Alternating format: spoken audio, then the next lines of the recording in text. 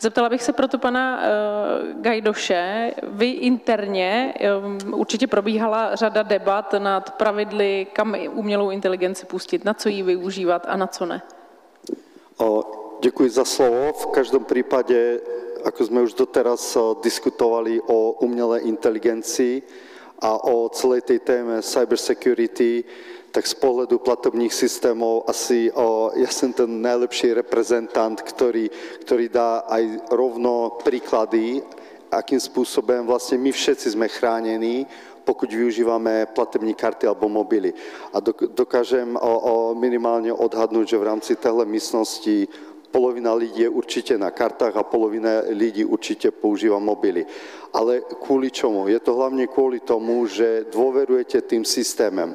A keď sa bavíme o umelej inteligencii, tak to som si zrovna, když som sa pripravoval na túhle diskusii, koukal, v roku 1993 sme poprvýkrát použili umelú inteligencii na vyhodnotenie rizikovosti tej danej transakce. Takže to, že vy, alebo ja konkrétne niekde platím a tá umelá inteligencia v jednom momente možno vyhodnotí plus 500 parametrů za menej ako 1 sekundu, tak to je vlastne len zrcadlo toho, že tá technológia hodne využíva tú umelú inteligencii. Samozrejme, tá diskusia tu teď bola o tom, jestli akým spôsobom regulovať.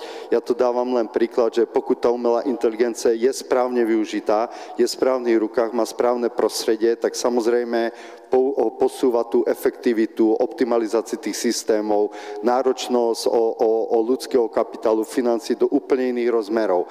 A možno ešte taký veľmi dobrý príklad toho je, že v rámci napríklad európskeho prostoru tých transakcií je spústa. Bavíme sa o objemoch, trilióny objemov, ale to centrum, ktoré zabezpečuje tú ochranu 24 hodín na dennodennej báze, má možno 10 lidí. Jo, to je všetko za tým práve tá technológie, ktorá je poháňaná tou umelou inteligencií.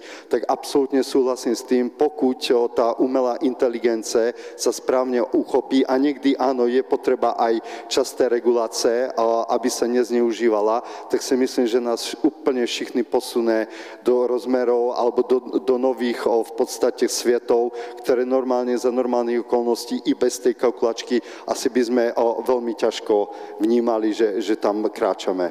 Takže si myslím, že AI je úplne super vec, 30 rokov využitia u nás našich systémov a cybersecurity a možno ešte dodám, keď sme sa bavili, síce ja nie som z Českej republiky, ale bydlím tady 15 let, takže a som veľmi hrdý na to, že Česko patrí medzi krajiny s najnižším počtom fraudov na počet transakcií, ale to je znovu jenom zrcadlo toho, že je tu nejaké prostredie, sú tu spoločnosti, firmy, finančné sektory, ktoré si myslím, že veľmi dobre vedia, čo chcú vyťažiť z tej umelej inteligence, keď ju implementujú a zároveň lidi ako v rámci aj Česka si myslím, že hodne vnímajú veci, pokiaľ sa im to dobre vysvetlí a pokiaľ je v tom ten edukačný element. Takže pokud sa bavíme o krajine, kde sa niektoré veci môžu veľmi rýchlo realizovať, tak určite Česká republika je super príklad toho.